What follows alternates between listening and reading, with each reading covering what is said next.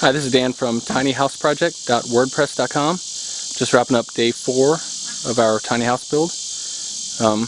Today was kind of a weird day. It looked like it was going to rain most of the day, which was kind of nice because it was a little overcast, but we also never caught full steam because we kept thinking it was going to rain and we were going to have to pack up all our tools. But we did get some work done. Got the ridge line up and most of our trusses, or most of our rafters, excuse me. We still have the rafters over the dormers. My dad's over there cutting them right now. He's working while I'm drinking beer. You can hear him working over there. We got so tomorrow we'll be putting up the rest of the rafters. We'll also be sheeting the roof. Probably putting the tar paper up in the house wrap too. So okay, we're getting pretty far along. And then from there we'll be able to take the measurements and go hopefully order the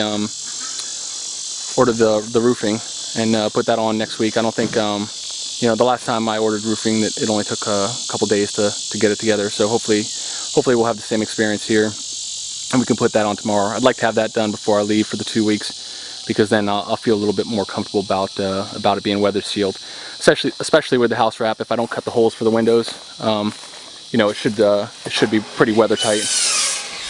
Let me just walk around here.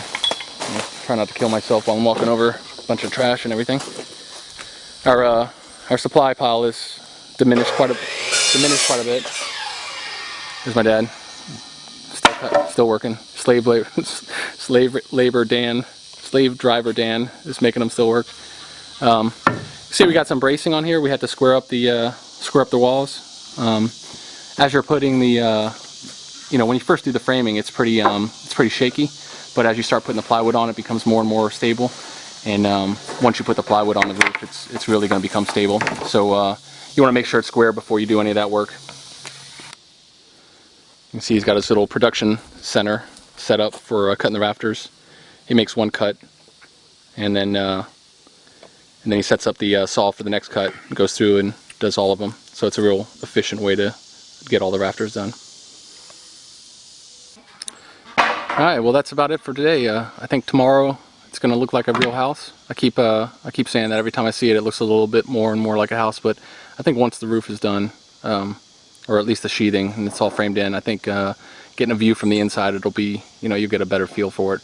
I laid on the top of the loft today to get a feel for what it'd be like to sleep up there, and I think because I want to make sure it was enough room, I was a little concerned about that, but I feel pretty good about it. I think it's plenty, and plus there's plenty of overhead when you're standing in the kitchen. You know, it's always a compromise when you're dealing with a limited height. But I'll see you guys tomorrow. Thanks a lot for watching. Bye.